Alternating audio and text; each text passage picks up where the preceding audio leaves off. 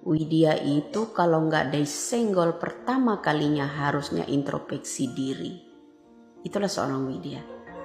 Orang yang akan menyentil sedikit tentang Widya awalnya, maka Widya akan bongkar siapa mereka sebenarnya. Kalau kita berbicara hukum, penalarannya adalah kepolisian mampu membuktikan bahwa Peggy adalah pelakunya. Salah nggak saya bicara begitu? Saya tanya sama kalian, coba ngomong.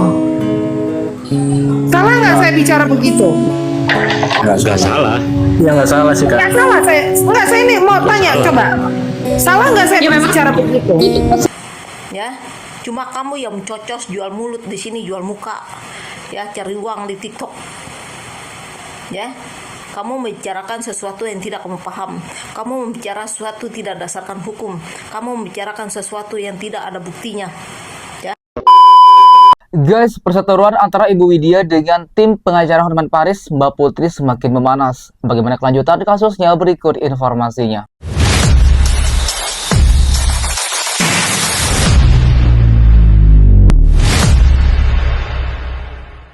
Dia itu kalau nggak disenggol pertama kalinya harusnya introspeksi diri.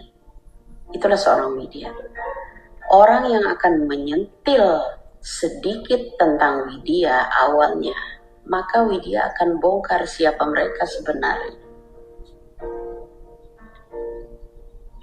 Perhatikanlah, siapa yang pertama kali nyenggol Widya? Saya atau Putri? Ini keru-kerunya Putri kayaknya.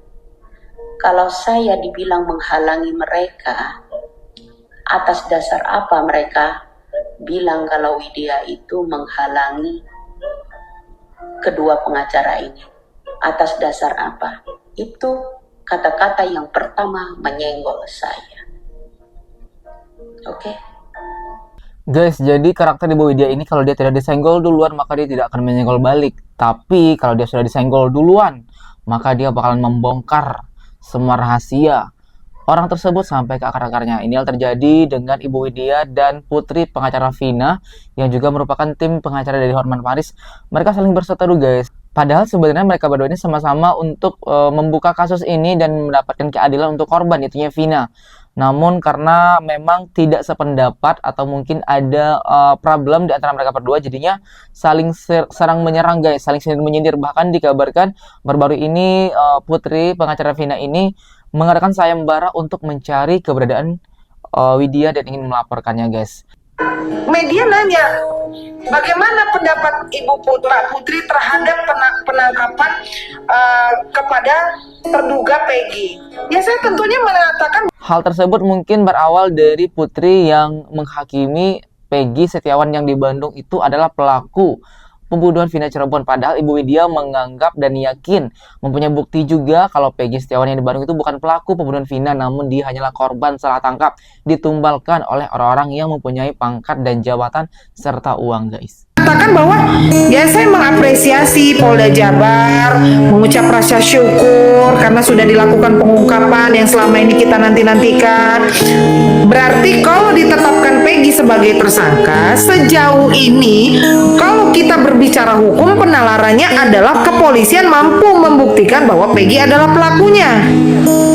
Salah nggak saya bicara begitu? Saya tanya sama kalian, coba ngomong. Salah nggak saya bicara begitu?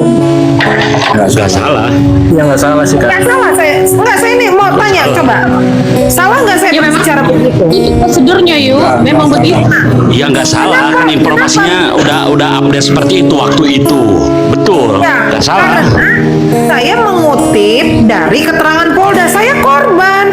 Andaikan kalian yang punya keluarga dibunuh, apakah kalian datang ke Polda langsung bilang, ngomong ke Polda, Pak ini bukan pelakunya Pak? Lah, coba logika kalian tuh dipakai otak kalian, ya yang menghujat itu. Coba, kalau saya langsung ngomong Peggy salah pelakunya, emang saya tahu. Ya guys, jadi itu tanggapan seorang pengacara Vina ya Mbak Putri, di mana dia mengklarifikasi atas hujatan netizen. Kenapa dia sampai dihujat? Karena dia merasa menjadi korban dan mengalami merasakan apa yang dialami oleh Vina ya sebagai korban.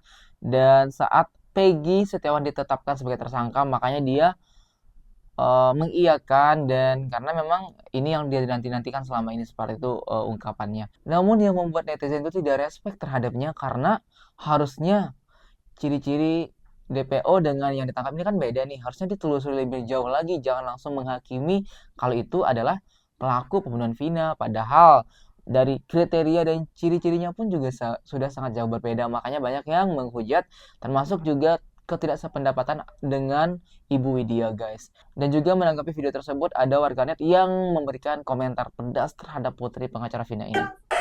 Bismillahirrahmanirrahim. Saya akan coba tanggapi video kamu, Putri, ya. Kamu bilang kamu berstatement ya, karena kamu ditanya oleh wartawan ya. Terus kamu bilang terduga. Sepertinya kamu tidak mengatakan kalimat terduga, Putri. Saya yang state video kamu, ya. Saat itu kamu mencas langsung Peggy Setiawan sebagai otak pelaku pembunuhan Vina dan Eki. Itu yang saya ingat, karena saya yang state video kamu. Terus kamu bilang kamu mengikuti kata Kapolda, dan terus kamu bilang kamu menyuruh kami pakai logika, pakai otak kalian. Itu yang kamu katakan kan. Kalau saya bilang justru kamu yang tidak pakai otak. Kalau orang pakai otak ya, tentu kamu kalau bicara mengeluarkan statement ya di depan media harus ada titik komanya. Nah, sekarang kamu tidak mau mengakui ucapan kamu. Ya kan, gila kamu. Ya. Sudah tidak mau mengakui, ya, kamu nyuruh kami pakai otak. Kami sudah pakai otak, kami pakai akal, kami pakai data, ya. Cuma kamu yang cocos jual mulut di sini, jual muka, ya, cari uang di TikTok, ya. Kamu membicarakan sesuatu yang tidak kamu paham. Kamu membicara sesuatu tidak dasarkan hukum. Kamu membicarakan sesuatu yang tidak ada buktinya, ya. Udah pakai otak, ya.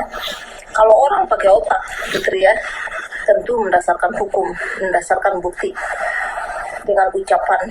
Karena kita tidak boleh memfitnah orang lain. Hukum tidak mengajarkan kita untuk memfitnah orang lain. Hukum itu datang mendidik kita, mengajarkan kita bagaimana kita menjalani kehidupan, bagaimana memberi kehukuman pada orang yang bersalah, dan bagaimana patutnya kita pada orang yang tidak bersalah. Bukankah itu patuhan hukum? Kamu kan pengacara. Mendasar kayak begitu kamu harus kuasai. Perlu kamu ingat, Putri, beraninya seseorang itu karena kejujurannya, ya.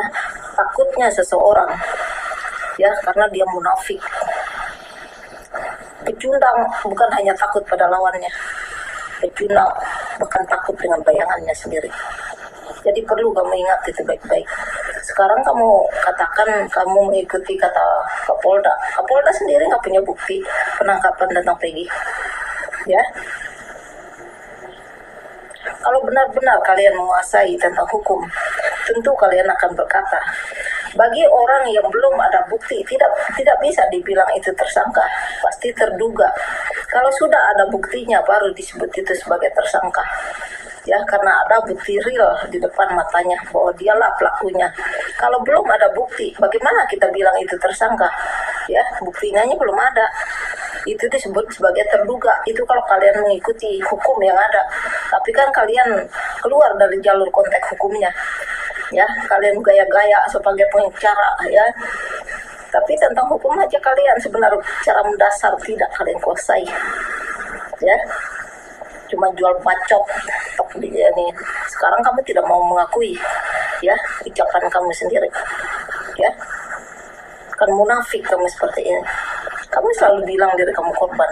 Kalau kamu benar-benar korban, Putri, cari pelaku aslinya, ya. Sudah kamu jadi korban, jangan jadikan orang lain lagi sebagai korban. Kalau kamu merasa diri kamu korban, maka cari pelakunya yang asli, ya.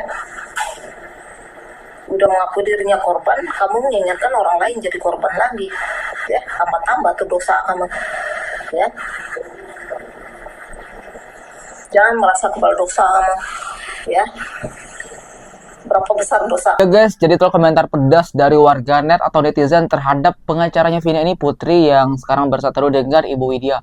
Karena menurutnya jangan jadi orang yang sombong dan juga jangan jadi orang yang zalim guys. Karena belum tentu Peggy Setiawan ini adalah pelaku pembunuhan Vina. Toh juga masih dalam proses. Takutnya Peggy Setiawan itu bukan pelaku aslinya guys. Kasihan orang yang tak bersalah, yang tak tahu menahu soal ini ditangkap karena orang miskin dan gak berpower, dan jadi tumbal orang berpangkat, orang berduit. Kasihan gak sih guys? Nah itulah yang membuat banyak netizen yang geram terhadap pengacara Vina tersebut. Guys, menurut kalian siapa sebenarnya pelaku pembunuhan Vina Cirebon dan juga otak atau yang merekayasa kasus ini sehingga banyak sekali terjadi keanehan dan kejanggalan, dan DPO atau orang terlibat belum ditemukan juga sampai saat ini? Berikan komentar yang dibuat sebanyak-banyaknya. Terima kasih yang sudah subscribe kami dari YouTube Biasa TV, mengucapkan terima kasih dan sampai jumpa.